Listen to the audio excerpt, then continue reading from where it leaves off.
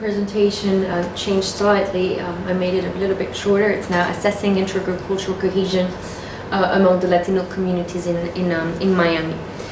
So I'm presenting the results of one of my fieldworks conducted between 2011 and 2013 in the US with Latinos. So to give you a brief overview, I investigate the relations between the Latino national groups in Miami in this particular presentation to determine the impact of these interactions on group cohesion and later on identity formation. So do they feel more this pan-ethnic identity, Latino, or is it more their national identity that is prevalent? So, first of all, why should anyone study the interactions between the different Latino communities? Well, there are several reasons. First, the Latino population is very rapidly growing, expanding, and it's getting also very diversified in terms of national origin, but also socioeconomic status. And I think too often Latinos are still considered as a homogeneous group, as if they were one, and the assumption is that they are united, but that's not actually the case.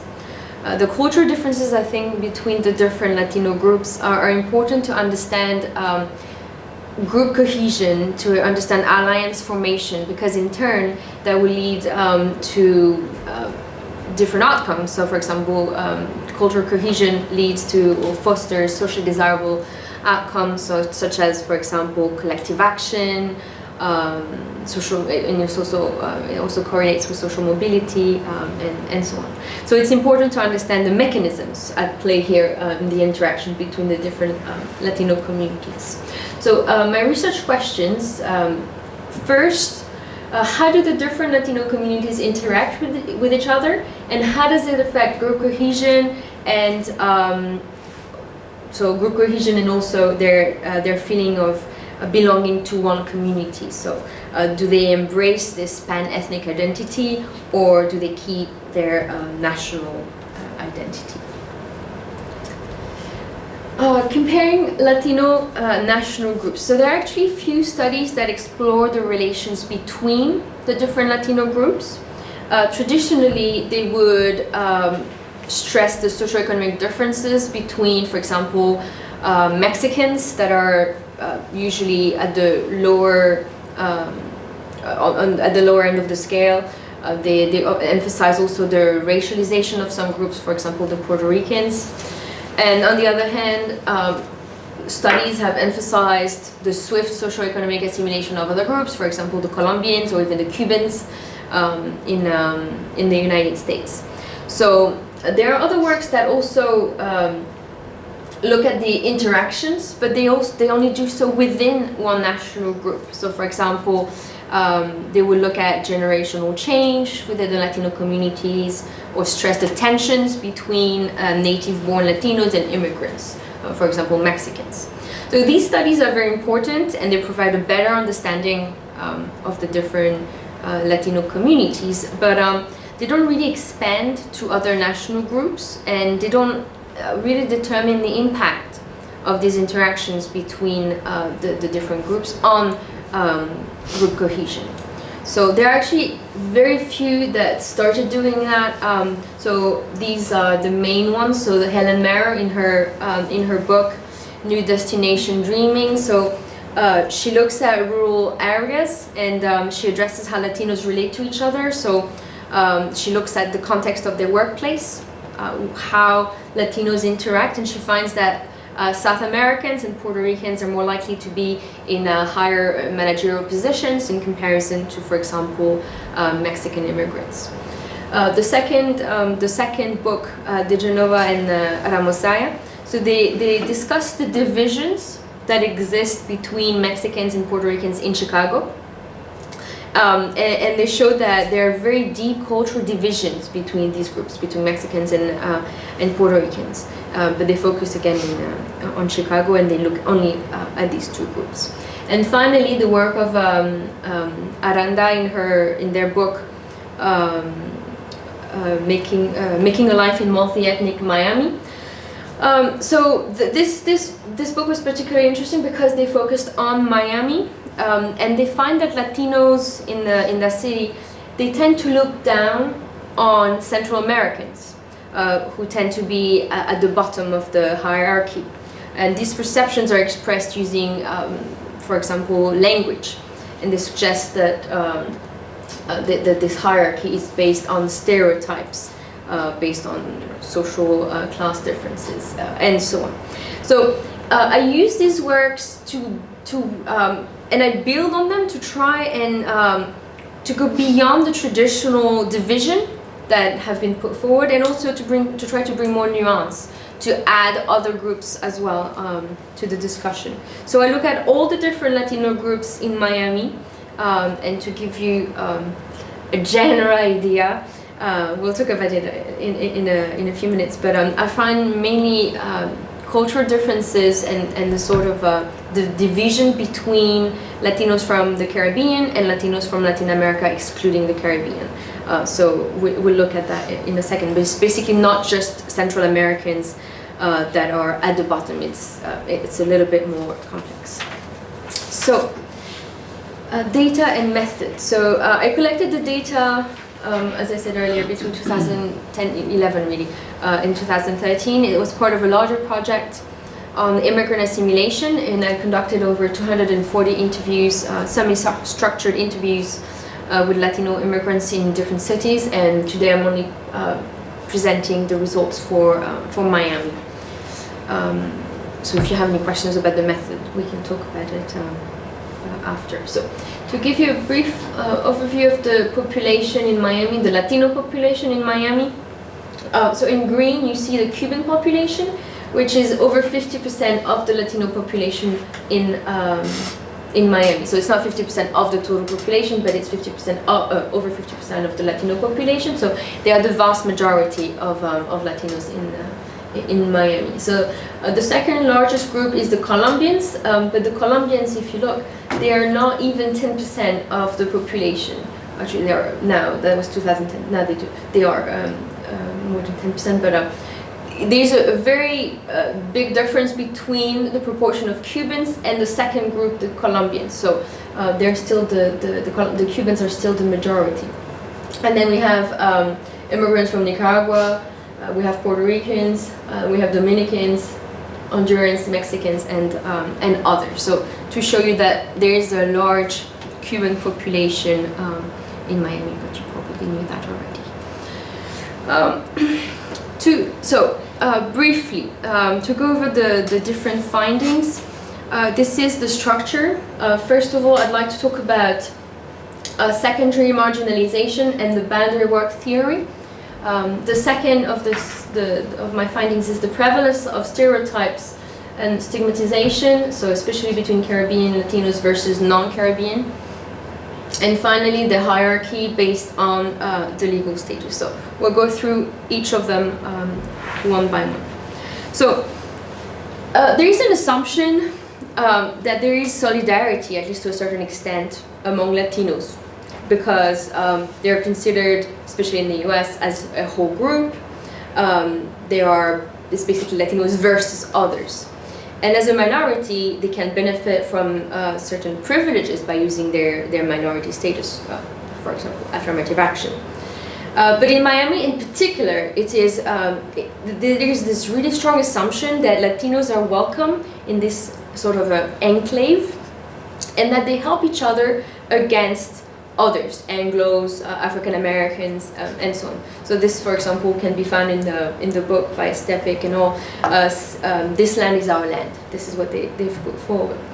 But there are other studies that actually show that some members of a minority group turn against members of their own group, aiming in this way to sort of distance themselves from a group which they perceive as being detrimental to their success.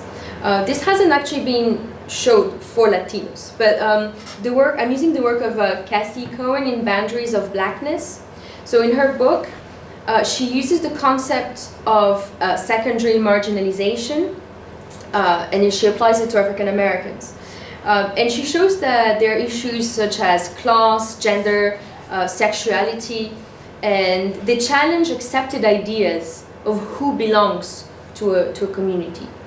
But because I'm interested in Latinos here, I wanted to apply this theory and look at it with the Latino community. So to show that Latinos might actually try to distance themselves not from one particular group, but sometimes from even the whole Latino community.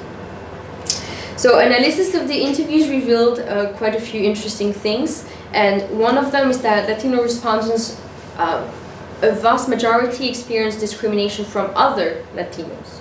So this is an example, so it's in Spanish, but I'll translate. So it's an immigrant, Orlando. He lives in Miami. He's from Cuba, and he explains that Latinos are divided by national groups. So this is what he says.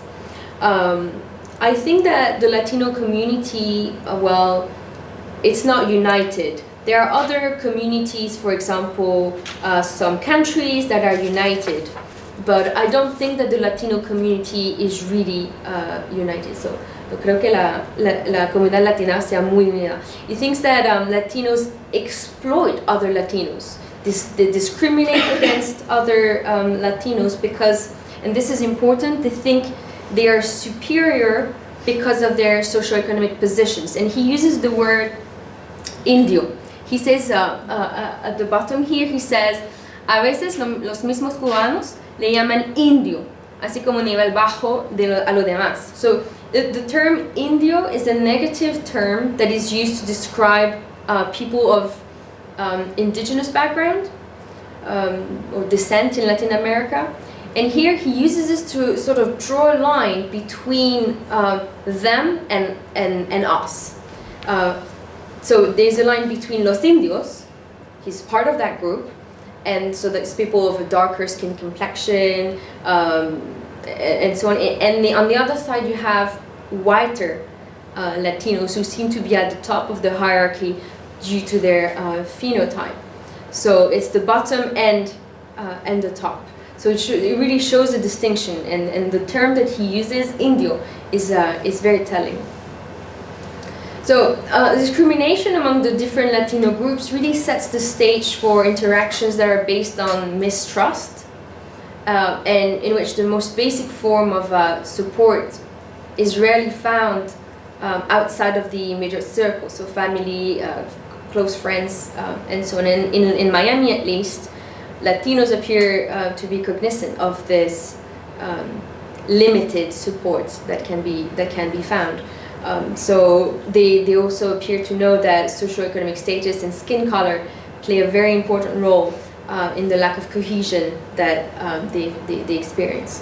There's a very interesting book by Hochschild called The Skin Color Paradox and the American Racial Order that shows, so they developed the concept of the skin color paradox, and skin color predicts, they find that skin color can predict socioeconomic stratification, but does not predict political attitudes, for instance. But it does have an impact on socioeconomic and socioeconomic status. So the interviews also highlighted the role of education and culture to explain the tensions that exist between the Latino communities. So this is an example from Yamile. She's an immigrant from Nicaragua. So I only interviewed immigrants. So she's an immigrant from Nicaragua, and she explains that each national group really comes with their own culture, and that sometimes it's hard to associate. So she thinks that they come from distinct lifestyles, and that sometimes, so she's telling here the story of, she had this experience. So she sometimes would go to a store in Miami, everybody speaks Spanish, so she feels at home. But then she explains that sometimes if you ask for assistant help in the store, they won't even treat you properly. And she says that it is explained by the lack of formal education that some of the people have received. So she puts forward the importance of education from where people come from. So she says that sometimes where people are from, that's the point in Spanish. Y si preguntas a veces, ni bien te tratan tampoco, porque es una que viene de un lugar en que jamás han tenido educación formal ni nada de eso. So for her, what's important is also education. So she's saying that to her, Latinos are like vinegar and oil. That if you're from Colombia, I'm from Nicaragua, well, I will talk bad about you, you will talk bad about Cubans, and so on, because that's how it works. So there is no real unity between the different Latino groups. Sometimes maybe among the same Latino, the same country of origin, but that's it. The work of Lamont, Beljean, and Claire in their forthcoming article, What is Missing? Cultural Processes and Causal Pathways to Inequality, actually conceptualizes, and I quote, cultural processes as ongoing and feeding into structures to produce various types of outcomes, including inequality, in a process akin to that described by structuration theory. So this is very, end of quote. So this is very important because in these interviews, the respondents really exemplify this process well, and they really show that some Latinos will replicate the behaviors of the dominant group, the white group, creating boundaries between those who they consider at the top and those who they think are at the bottom. So they will recreate this hierarchy. Although it has been shown that increased contact between the groups can help develop mutual understanding and ultimately enable the creation or even strengthening of communities. Here, spending time together actually does quite the opposite. This is a quote from Pablo. So he's an immigrant from Argentina, and he explains that Latinos are being exploited by other Latinos, and that it's common knowledge. So in Miami, this is what he says. The Latino is very nice. He's very forward because most of the time they really want to take advantage of you. So they will be very opening, very nice. But then he says at the bottom, the Latino will treat you poorly because he's trying to take advantage of you, because he's trying to get something from you. So he's going to be very nice at first, but then he will try to stab you in the back in Miami. So this is what, to summarize, what he's saying. So to sum up, really, the Latino communities in Miami seem to be divided along several lines: socioeconomic and phenotypical, racial lines. Those who have a higher socioeconomic status don't really want to mix with those who they consider inferior, and they really replicate this sort of boundary work, this secondary marginalization, to exacerbate really the divisions among the different communities. So this is the second findings from these interviews. So the prevalence of stereotypes and sort of a stigmatization that happens in Miami. So we've already showed that the communities are divided among different lines, but here I wanted to go further and show the cultural divisions that exist between some groups. So it's very important to know, first of all, that we need to contextualize a little bit.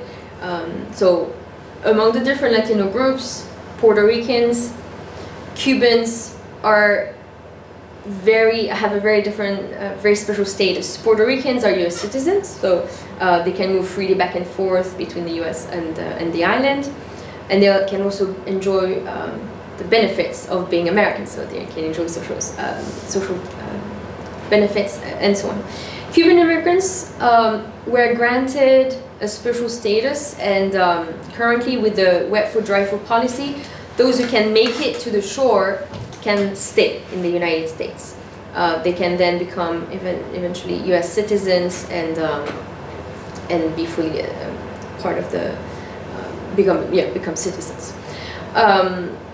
But the one group that cannot is the well, among other Latino groups, is the Dominicans. They are excluded from these privileges. Although in my interviews, I find that other Latinos tend to put them in the same basket with other Latinos from the Caribbean, and that is quite interesting.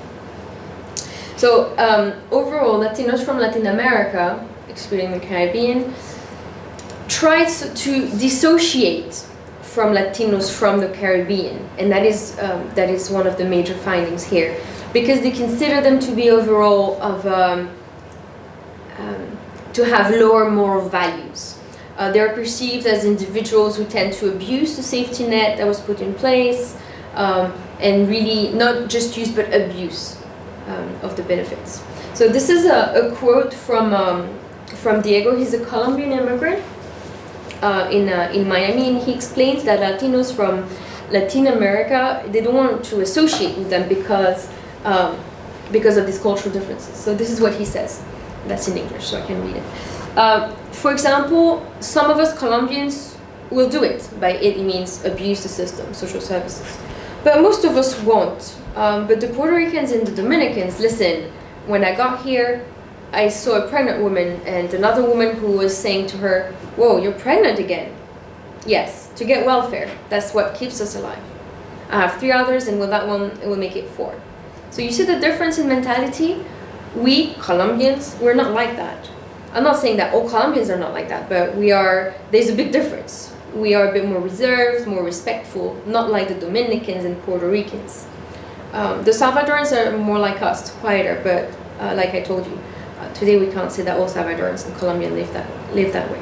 So it's interesting because we had this interview, he told me, if you want, I can go undercover and try to give you the names of those who abuse the system.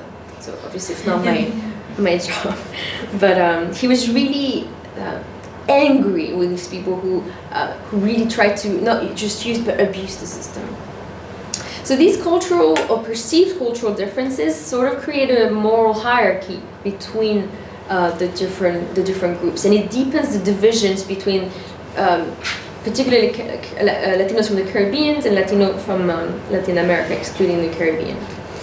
And this is further attested.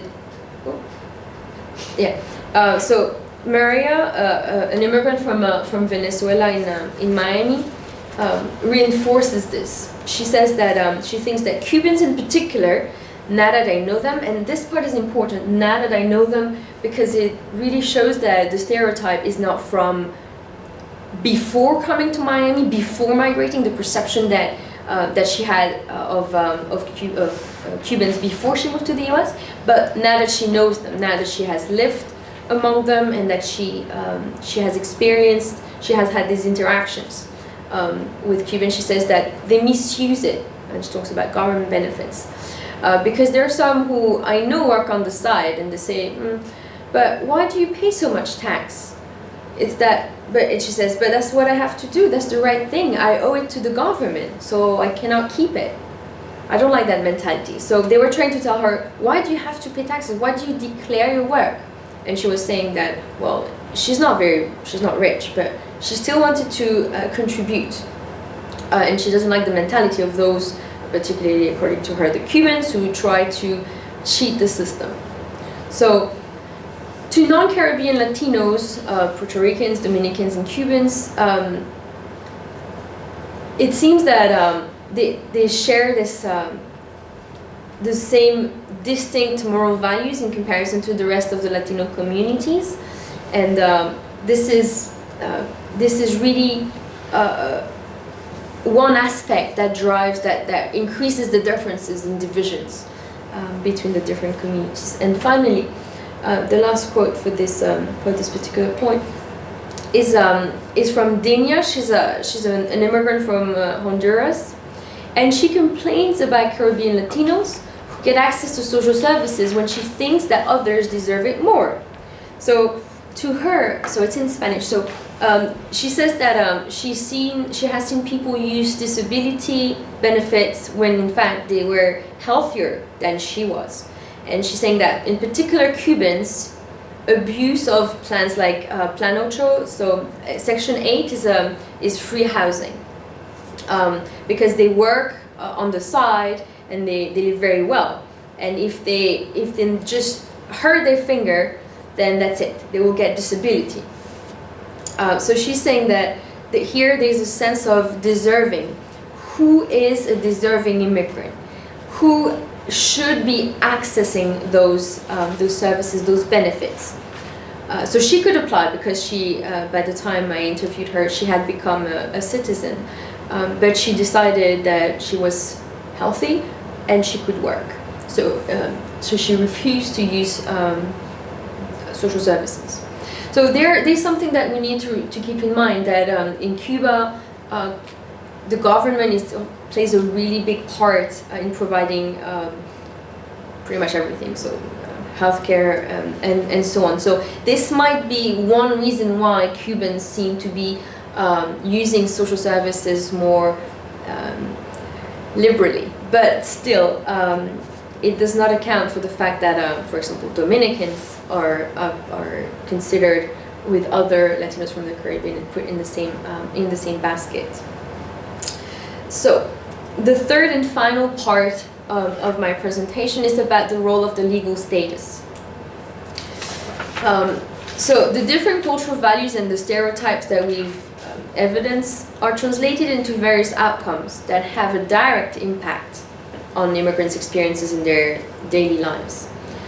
So analysis of the interviews really consistently highlighted the divisions between Latinos from the Caribbean and Latinos from Latin America. So I asked Latinos from the Caribbean, and I asked them if they thought that the stereotypes were justified. So this is what they told me. At least some of them. They said that the end justifies the means. So this is the example of Freddie. Freddie is a 32-year-old Dominican. So he was, at the time I talked to him, he was in a very difficult situation. He had married for papers. So when I asked him, did you marry for papers? He said, well, yes and no. Well, no, it's just that it's how it goes. Here it's almost normal all the time. Like I say, I look, out of 8 people I know who are in the same situation as me, 5 have problems, awful problems with lawyers and etc. So I asked him, but so why did you do it? And he said, well, the way I see it is, I can either get deported if I don't, or if I do it and they find out, then I might get deported too, but there's a chance that I will be able to stay. So I'll take the chance. So really, what seems to be the dominant perception is that Dominicans are more, or Latinos from the Caribbean are more resourceful. And this is a quote from Yolanda. She explains, I asked her the same question. I said, so what about the stereotypes? What do you have to say about these? And she says that they're just more resourceful. It's like Dominicans come to the US and they fight to get their green card. And I quote, one way or another, they get their green card. However, someone from another culture may come here and live here illegally for 20, 30 years and never try to become a legal resident. You know, those are things that, well, I say that because I work here, and sometimes, and that's something we noticed. We see that many members that have been here for 20, 30 years are still illegal. We Dominicans may come here illegally, but one way or another, we always try to legalize our situation. It is a form of division between us. They may say, oh no, let's not go there because Dominicans are there, you know.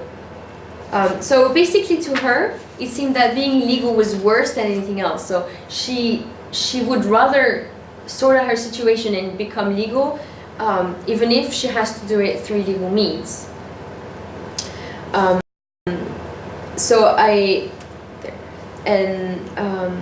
That's one of the reasons why Dominicans are sort of assimilated with other Latinos from the Caribbean, because they are part of that, according to other Latinos, of the same culture. They really want to get ahead in life no matter what.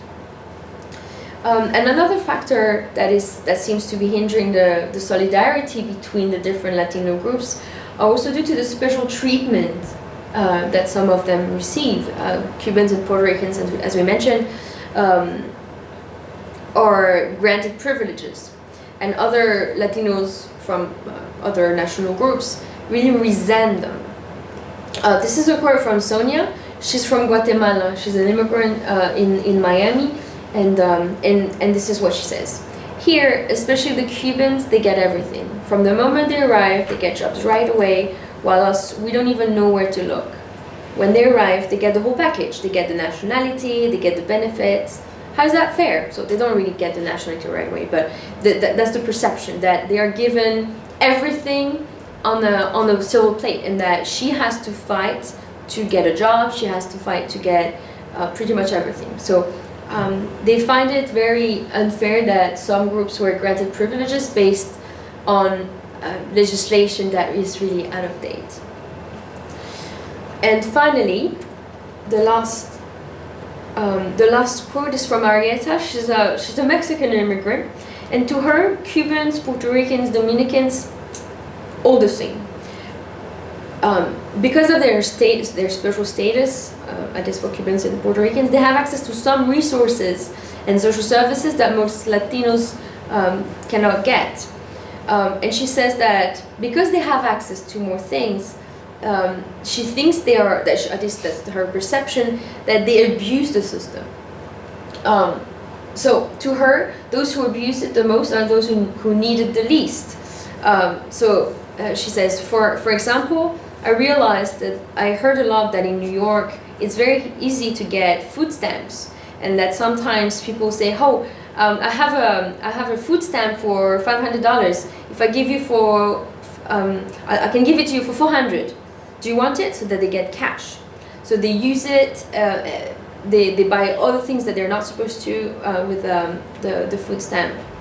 And she says that she thinks people from Puerto Rico and Cuban, these are the ones that abuse the most. So it seems that the legal status plays a very important role on the interactions among the different Latino communities. The place of origin does matter. The place of origin really matters. Some groups try to circumvent the limitations of their status, while others try to just keep a low profile. So to summarize the different findings, social cohesion among the Latinos is fragile. So it does not seem that there is so much unity among the different Latino communities, contrary to what one might think. Solidarity is really a product of cultural factors, tradition, and so on. But here, what I focused on was the elements that prevent the solidarity. So I'm not saying that sharing the same language, sometimes same religion, does not create bonds, but I emphasized the factors that actually created more division. So there are a number of factors that do prevent this cohesion. So secondary marginalization and racialization. No one really wants to be at the bottom. They want to recreate this hierarchy to have someone below them. The stereotypes and stigma that is associated with some groups, in particular here Latinos from the Caribbean, also seem to divide the Latino communities. And finally, the legal status. Some are willing to do anything to become citizens, to become part of the country, while others prefer to keep a low profile, and even if it means living in the shadows, being illegal, they still rather do the right thing. So really, it seems that the networks that are created are designed to really get, at least for some groups, to circumvent the limitations of their status, while others want to play more by the rules. So the next steps would be to compare the results across the different sites where I conducted interviews, and to further differentiate among the different Latino groups. And if you have more questions or comments, that's my email address. Thank you so much. So we'll open now the floor for questions and